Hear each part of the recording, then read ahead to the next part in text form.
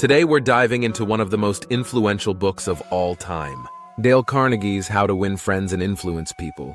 Whether you're looking to improve your personal relationships or make a bigger impact at work, this book is jam-packed with timeless wisdom that can help you get there. First published in 1936, this book has stood the test of time, and for a good reason. Dale Carnegie knew that success in life isn't just about talent or hard work. It's also about mastering the art of human interaction. So today, I'll guide you through some key principles from the book, offering practical tips and relatable examples to make it easier to apply them in your own life. Let's jump right into the first idea. Praise is more effective than criticism. Sounds simple, right?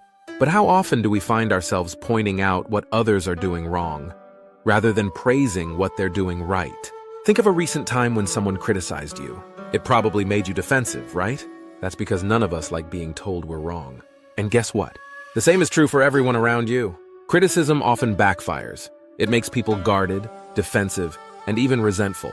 Yes, even well-intentioned criticism can do more harm than good. So what's the alternative? Focus on their strengths. Give praise generously and sincerely. For example, if you're managing a team and see someone going the extra mile, acknowledge it. A simple great job on that presentation today, you really engage the audience, can go a long way. Charles Schwab, a super successful steel magnate, attributed his success to this very principle. Rather than criticizing his employees, he made a habit of encouraging them. He believed that praise, not criticism, motivates people to do better work. And research backs him up. Positive reinforcement is far more effective in creating lasting behavior change. So next time, think twice before you criticize. See it as an opportunity to offer encouragement. It creates a more supportive environment, and importantly, helps you build stronger relationships. Let's move on to another powerful principle, making everyone you meet feel interesting and important. Picture this. You walk into your home after a long day and your dog greets you with wagging tail and gleeful enthusiasm. You feel wanted, appreciated, and instantly happier. But what do dogs have to do with building friendships? Well, dogs shower us with unconditional affection because they genuinely love being around us. And just like them, you can make others feel special too, with the right mindset and approach. Here's the thing. Many people focus so much on trying to be interesting that they forget an important truth.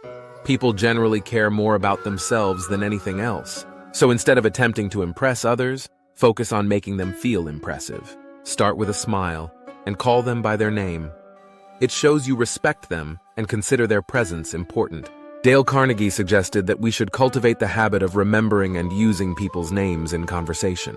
After all, to each individual, their name is the sweetest sound in any language. And don't stop there.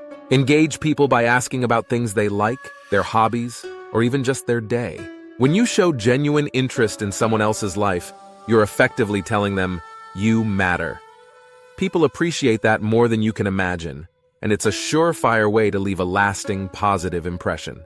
Speaking of making others feel important, let's talk about the power of listening. Have you ever noticed that most conversations are dominated by people talking about themselves? It's natural. We all love sharing our stories. But if you want to win people over, it's time to flip the script. The key is to encourage others to talk and then really truly listen. Take Abraham Lincoln, for instance. In the middle of the American Civil War, he called in an old neighbor, not for advice, but simply because he needed someone to listen. By just being there to listen, his friend provided a crucial outlet for Lincoln to reflect on his crucial decisions. We all need someone to listen to us, and you can be that person. So next time you're in a conversation, resist the urge to interrupt or one-up the story. Instead, ask open-ended questions about the other person's experiences and viewpoints. Let them get comfortable talking, and then show them you value what they're saying by nodding, maintaining eye contact, and responding thoughtfully. Theodore Roosevelt was a master at this. Before meeting someone important, he would study topics that were of interest to that person. Then, he'd bring them up in conversation, making it easier for them to talk about what they love. It's a simple but powerful strategy. Okay, let's face it, we all find ourselves in disagreements. But how you handle them can make or break your relationships. Dale Carnegie urges us to disagree as gently as possible. Why? Because nobody wins in an argument. If you win an argument by force, you lose the other person's respect and goodwill. Instead of being blunt and saying, "You're wrong," try a softer approach. Use phrases like, "I see your point," or "You could be right." Then, softly introduce your viewpoint without making the other person feel cornered. This approach disarms the other person, making them more open to hearing you out. And if it turns out you're in the wrong, admit it graciously. Leaning into humility often leads others to soften their stance too.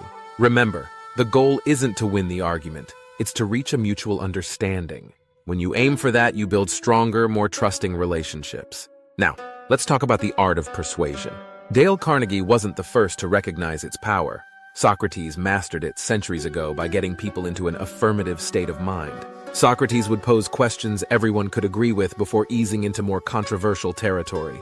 By getting people to say yes initially, he made it much easier for them to agree with his later points. You can use this in your conversations too. Start by focusing on mutual agreements. Get the other person saying yes, even about small things. And by the time you introduce more challenging ideas, they're already in a positive, agreeable mindset. And here's a bonus tip. If you want someone to adopt an idea, make it feel like their own. Rather than pushing your views, ask questions that lead them to come to the same conclusion on their own. It's a subtle shift, but it makes a world of difference. Next, let's delve into empathy. Understanding other people's viewpoints is key to resolving conflicts and building rapport. Imagine you're in a negotiation, and the other person is being stubborn. Rather than being hard-headed yourself, take a step back and think about what's driving their behavior. Take the story of Jay Mangum. As a representative of an elevator maintenance company, he needed to do a full-day repair at a hotel, but the manager only wanted to close the elevator for 2 hours. Jay didn't just insist on doing the full repair. He acknowledged the manager's concerns, which were keeping his guests happy. He understood that the manager's top priority was guest satisfaction.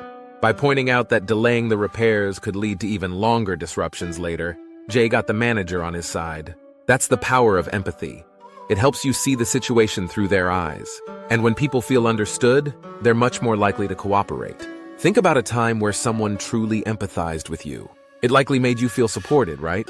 Don't underestimate the power of a simple statement like, "I understand where you're coming from." It can turn a tense situation into a productive discussion. Let's make a habit out of it. Try to really understand the motivations and concerns of others. Because when you do, not only do you help them, but you also become a better, more compassionate person.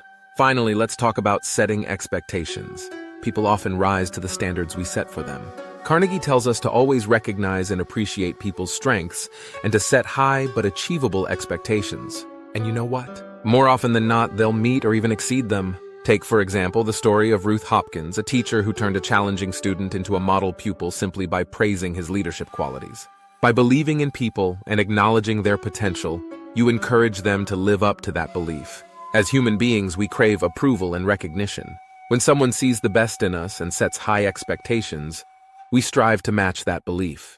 It's a self-fulfilling prophecy. This principle works whether you're dealing with kids, colleagues, friends, or anyone else. So, whether you're in a leadership role or just trying to uplift those around you, remember to employ positive reinforcement. Set the bar high, praise often, and watch how people surprise you.